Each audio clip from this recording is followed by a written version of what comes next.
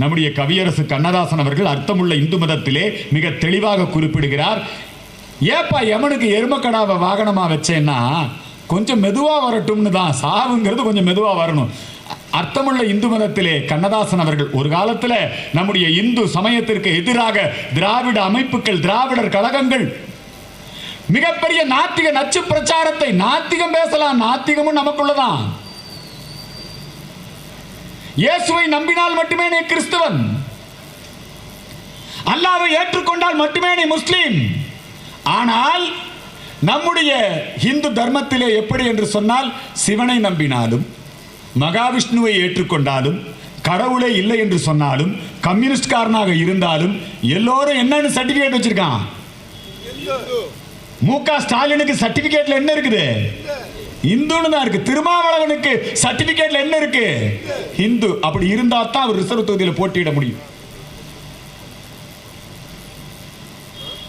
ராசா 2G புகழ் ராசா, அவர் பெரம்பலூர் அந்த பகுதியை சார்ந்தவர் இல்லையா? அந்த பெரம்பலூர் தொகுதி பொது தொகுதியாக இருந்து அது தனி தொகுதியாக இருந்து பொது தொகுதியாக மாற்றப்பட்டுருச்சு. சமூக நீதி பேசுறவங்க திமுக காரன் கருணாநிதி அவர்களே வன்னி அரசு இதை பதிவு பண்ணியிருக்காரு. விடுதலை சிறுத்தை கருணாநிதி என்ன சொல்றாருன்னா, விடுதலை சிறுத்தை எல்லாம் நீ பொது தொகுதிக்கு ஆசைப்படக்கூடாது. அந்த நிருபர், அந்த நெறியாளர் கேட்கிறார், பாருங்க இது லைவ்ல போயிட்டு இருக்கு, நீங்க சொல்ற கருத்து ஊர்ஜிதப்படுத்திக்கலாமா? ஆமா, கருணாநிதி அப்படித்தான் சொன்னாரு. இது இருக்கு, இன்னைக்கே ரெக்கார்ட்ல இருக்கு, நீங்க பார்க்கலாம். பொது தொகுதியாக பெரம்பலூர் மாற்றப்பட்ட உடனேயே நீலகிரி தனி தொகுதிக்கு ஏன் ராசாவை தான் ஒரு பொது தொகுதியில் நிறுத்தி வெற்றி பெற வைக்க முடியாதா? இவங்க இந்த சமூக நீதி என்பதையும் தலித் என்பதையும் எதற்காக பயன்படுத்திக் கொள்கிறார்கள்? ராஜா திருடிட்டாரு. கருணாநிதி என்ன சொல்றாரு தெரியுமா? ஒரு தலித் என்பதனால், ஏண்டா தலித் பிப்பாக்கெட் அடிச்சா பிப்பாக்கெட் வழக்கு தான் போட முடியும், தலித் திருடினா திருட்டு வழக்கு தான் போட முடியும். உடனே அது தலித் மேல போட்டாங்களே. இந்த ஜாதி பார்த்து, ஜாதி பேசி மக்களை பிரித்து அரசியல் சுயலாபங்களுக்காக மக்களை மோதவிட்டு இந்த ஜாதி பார்க்கிறது அதிகமா யாருன்னா திமுக தான், திக தான். நமக்கெல்லாம் மனுநீதினா என்னன்னு தெரியாது.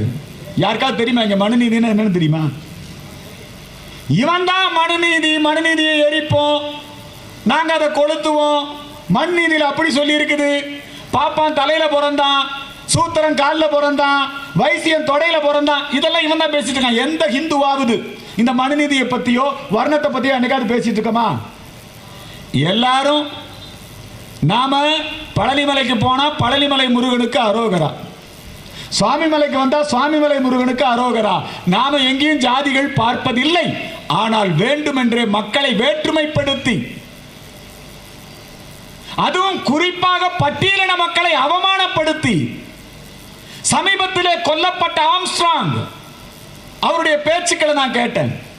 அவர் சொல்றார், நாங்கள் திராவிட மாடல் அல்ல, எங்க அப்பன் திமுக வேண்டாம், எங்க அப்பன் கருணாநிதி வேண்டாம்னு சொல்லித்தான் நாங்க அம்பேத்கரை ஏத்துக்கிட்டு நாங்க பிஎஸ்பியில இணைந்து அம்பேத்கர் மாடலை உருவாக்கணும்னு போராடிக்கிட்டு இருக்கிறோம்.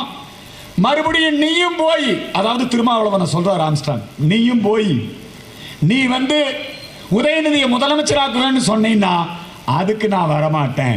ஒரு நல்ல அம்பேத்கரிஸ்டாக ஆம்ஸ்ட்ராங் இருந்திருக்கிறார்.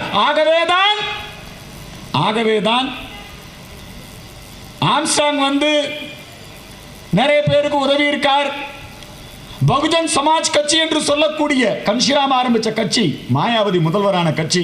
அந்த மாயாவதியை முதலமைச்சரது அந்த பதவிக்கு நீங்க எந்த காலத்திலேயாவது திமுகவோ அதிமுகவோ ஒரு தலித்த முதலமைச்சராக உருவாக்க முடியுமா? ஒரு தலித் அவங்க கட்சி தலைவராக கொண்டு வர முடியுமா? ஆனால் பார்ப்புகள் பாரதிய ஜனதா கட்சி தான் உத்தரப்பிரதேச மாநிலத்திலே மாயாவதியை முதலமைச்சராக ஆக்கியது. அந்த கட்சியில் இருந்தவர் ஆம்ஸ்ட்ராங். அந்த ஆம்ஸ்ட்ராங் கொல்லப்படுகிறார். எல்லாம் போய் நீலி கண்ணீர் வெடிக்கிறான். நல்ல வேளை பிஎஸ்பி காரங்க கொஞ்சம் உஷாரா இருந்தாங்க, பகுஜன் சமாஜ்வாதி கட்சி. அந்த அம்மா அங்கிருந்து சிபிஐ விசாரணை வேண்டும் என்று கேட்டிருக்கிறது மாயாவதி. தமிழகத்திலே சட்டம் ஒழுங்கு சீர்குலைந்து விட்டது, அரசியல் கட்சி தலைவர்களுக்கே பாதுகாப்பில்லை என்கிற சூழ்நிலை. இந்த நிலையிலே வேண்டுமென்றே இவங்க அதை